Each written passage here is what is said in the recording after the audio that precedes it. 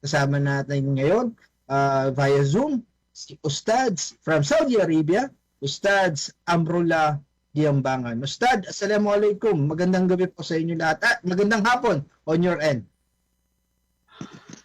Waalaikumsalam warahmatullahi ta'ala wabarakatuh, kapatid na Nords. At saan ba si Princess? Nandyan ba? Kumusta kayo ngayon? Yes, oo, pero nagsalitan po kami ngayon for the purposes of the last 10 days para at least medyo makakonsentrate tayo. Syempre, makabigay din tayo ng importanteng oras para dito sa last 10 days na ito na kung saan nagsalita muna kami ni Princess. Tafadhal ya Ustad para sa inyong may babahagi sa atin. Okay. A'udhu billahi minash Bismillahirrahmanirrahim. Alhamdulillah wa afdalu salatu wa atamu taslim ala sadiqil wa'dil amin nabiyina Muhammad wa ala alihi wa ashabihi amma ba'd. Assalamualaikum warahmatullahi wabarakatuh. At magandang hapon dito sa kaharian ng Saudi Arabia sa gitnang silangan. At magandang gabi naman dyan sa Pilipinas at saang sulok man kayo ng mundo. Magandang gabi, araw o hapon sa inyo. Ngayon po ay ika-12 21 days ng Ramadan ngayon. So Nords, ang ating paksa ngayon ay tutunghayan pa rin natin yung patungkol doon sa mga nauna na ating tinalakay. Ito yung paglikha ng Allah subhanahu wa ta'ala kay Adan, at pagkatapos noon ay nung malikha si Adan alayhi salatu wasalam ay ano yung naging kaganapan na obligasyon na kanyang tungkulin dito sa mundo. Nabanggit na rin natin yon kung ano yung mga dapat gawin dahil siya yung itinalaga na bilang vicegerent on earth. Dahil ito pa rin ay sunod-sunod na series sa ating paksa ngayon sa Ramadan na ito patungkol kay Adan. Ngayon ang ating paksa is ang tao man is a sinner. Ang tao ay makasalanan. Ngayon, ano yung dalil? Ano yung proof natin na ang tao ay makasalanan? Okay. Babalik pa rin tayo dun sa unang dalil na proof natin sa Quran na sinabi ng Allah subhanahu wa ta'ala sa Suratul Baqarah verse 30, وَإِذْ قَالَ رَبُّكَ لِلْمَلَائِكَةِ إِنِّي جَاعِلٌ فِي الْأَرْضِ خَلِيفَةً قَالُوا أَتَجْعَلُ فِيهَا مَن يُفْسِدُ فِيهَا وَيَسْفِكُ الدِّمَاءَ. Ang aya na yun, ang patungkol doon ay napag-alaman o alam na batid ng mga anghel na itong si Adan ay magkakasala. At kung bakit magkakasala, dahil ito ay natunghayan na nila sa mga nauna pang nilikha ng Allah na ito ang mga engkanto o tawagin natin na jinn sa Quran at sa ating mga Muslim, na sila ay kabilang doon itong si Iblis na si Satanas, na siyang ginamit ng instrumento ng Allah subhanahu wa ta'ala para dito sa atin, para subukan tayo sa ating pananampalataya. Kung susundan ba natin ang Allah o susundan natin ang ating sarili o susundan natin si Satanas. Pinaliwanag at alam na maraming beses na sinabi sa atin ng Allah subhanahu wa ta'ala na ang syaitan, inna syaitana lakum aduwwun mubin fahdharu fajtanibu. Katotohanan si Satanas, Iblis ang siyang pinaka maliwanag o klaro na kalaban ninyo at pag-iingatan nito at iwasan ninyo. Ngayon, dito napagtanto na tayo ay makasalanan dahil dun sa aya na yun. Okay? At marami pa. Sabi pa ng Allah subhanahu wa ta'ala sa Quran, ya ayuhan nasu tubu ilallahi taubatan nasuha, ya ayuhan nasu tubu ilallahi jami'a, o kayo na mga sangkatauhan, magbalik loob kayo, magtauba kayo sa Allah subhanahu wa ta'ala. Lahat-lahat kayo. So ngayon, doon din sa hadith ng propeta sallallahu alaihi wasallam na kung saan sinabi niya, kullu bani Adam khata'un wa khairu khata'in at-tawabun. Ang lahat ng anak ni Adan, sila ay makasalanan. Sila ay gagawa ng kasalanan. Okay? Khata'un, nagkakamali sila. Wa khairu khata'in at-tawabun. At ang pinakamabuti at mabuti sa kanila ay ang tao siya ay humihiling ng kapatawaran sa Allah subhanahu wa ta'ala. Yung nagtatawba. Batid nyo ba mga kapatid, subhanallah, bago natin puntahan itong pagtatawba, no? Dahil ito yung ano natin dito, yung kasi yun ang isusunod natin, yung ang tao ay kailangan magbalik loob.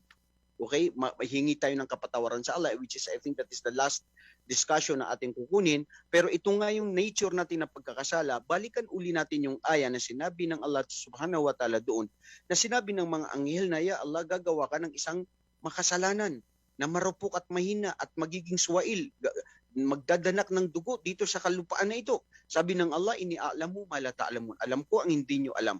Ngayon, sa isang hadith na riwaya na subhanallah, ang Allah subhanahu wa ta'ala ay may mga grupo ng mga anghel na ipinapahanap niya dito sa kalumpaan, dito sa sanlibutan, ang mga tao na nagpupulong-pulong para lang sa pagmamahal sa Allah, pakikinig sa mga salita ng Allah, aralin sa Islam at turo ni mahal nating Propeta Muhammad alayhi salatu wasalam. At dito, ang Allah subhanahu wa ta'ala ay nagpapadala sa mga anghel na yun na habag mula sa Allah, kapatawaran at pagmamahal mula sa Kanya. At ngayon, ang Allah subhanahu wa ta'ala, tatanungin niya ang mga anghel. Sasabihin niya sa mga anghel, ano ang dahilan kung bakit nagtipon-tipon niyang mga yan? Aakyat ang mga anghel at sasabihin sila, wallahu ya'lamu. At ito alam ng Allah at batid niya anong sasabihin ng mga anghel. At anong mga kaganapan at nangyayari. Dahil siyang lumikha sa atin, alam niya yung kahapon, yung nakaraan, yung ngayon at pangkasalukuyan at yung hindi pa nagaganap. Sasabihin nila, ya Allah, inihiling nila na patawarin niyo sila. Sasabihin ng Allah, saksihan ninyo, sa kanilang pagpupulong-pulong ay sila ay pinatawad ko. Sa kanilang kasalanan.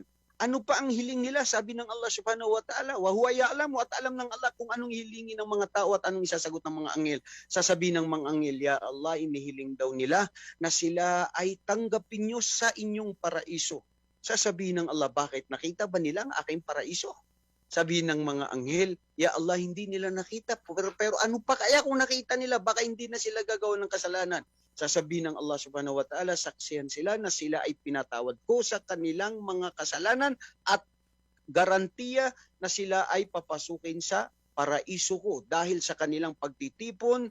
Majtama'a qawmun fi baitin min buyutillah yatluna kitab Allah wa yatadarasunahu fima bainahum ila nazalat alaihimus sakinah. Kung sino man magtipon-tipon sa pagtitipon na kung saan nababanggit ang mga salita ng Allah, nag-aaral sila ng Quran, nagpapayuhan ng bawat isa maliban sa ang mga biyaya ng Allah, ay ito ay bumababa sa kanila at ang kapanatagan at kapatawaran ng Allah subhanahu wa ta'ala at patatawarin sila sa kanilang mga paraiso. Ngayon mga kapatid, balikan natin. Anong sinabi doon ng Allah subhanahu wa ta'ala ayon sa hadith na yun? Sabi ng mga anghel, sabi ng mga anghel, ya Allah, patawarin niyo ang mga taong ito. Igawad sa kanila ang paraiso. Sasabihin ng Allah, o mga anghel, yan ang sagot sa katanungan na sinasabi niyo na bakit ako gagawa ng tao na gagawa ng kasalanan.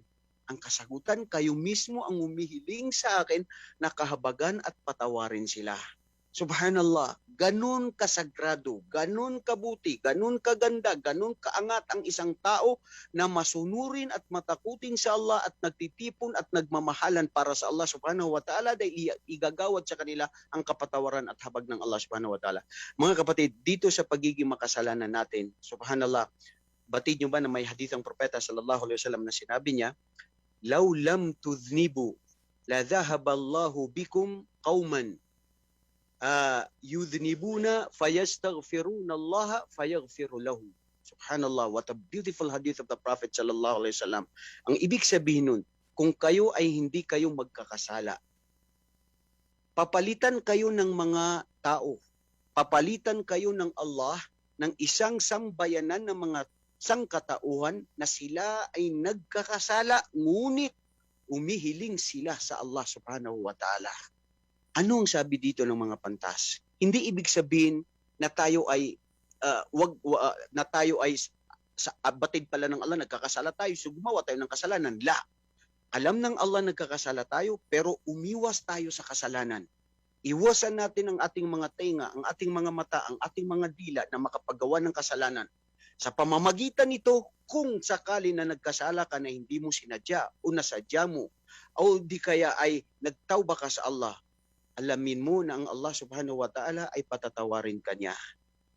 Qul li'ibadi la yaqnatu min rahmatillah.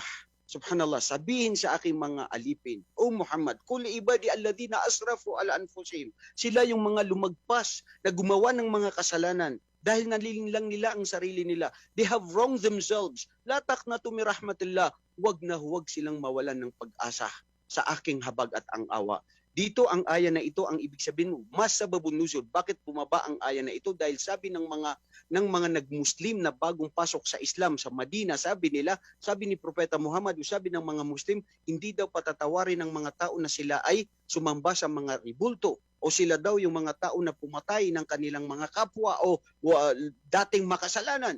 Bumaba ang aya na ito kay Muhammad at sabihin sa sangkatauhan na sabihin sa mga tao na wag silang mawala ng pag-asa sa Allah kung sila ay nagkasala.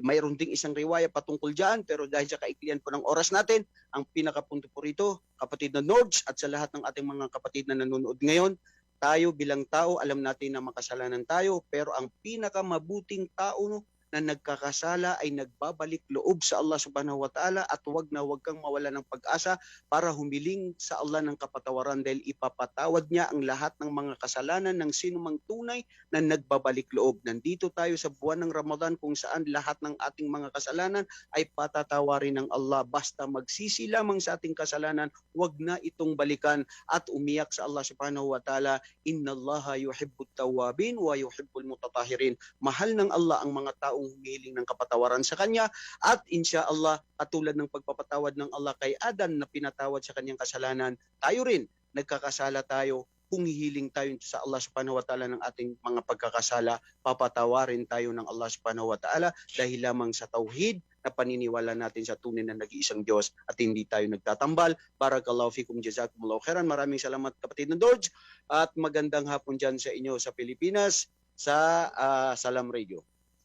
Yes, oo, maraming salamat Ustad, pero syempre hindi ka namin bibitawan hangga't hindi ka namin muna matanong ng ilang mga tanong na kung saan I think this is generally asked ng ating mga kababayang Muslim na lalong-lalo na magpa-practice nitong last 10 days of the Ramadan. At syempre doon sa nabanggit mo nga, isa na yun sa pinaka-importante yung pagpapatawad, paghingi ng tawad, at hindi lamang sa ating mga kasama, sa ating mga kaibigan, sa ating mga kamag-anak, kundi ang number one sa Diyos. Pero Ustad, ano ang sa maikling oras na meron tayo, ano ang pwede mong maibigay na advice sa ating mga kababayang Muslim na kung saan itatayo nila ang kanilang pagsamba during this last 10 days na kung saan hinihikayat natin ng ating sarili na sana din na hinihiling natin na ma-experience natin itong Laylatul Qadr. Una, ano ang pwede mong ma-i-advise sa ating mga kababayan na itataguyod nila ang kanilang tahajjud at anong pwede nilang mga basahin? At saka, paano mo masasabi na yun na nga ba yung ika nga Laylatul Qadr? Okay.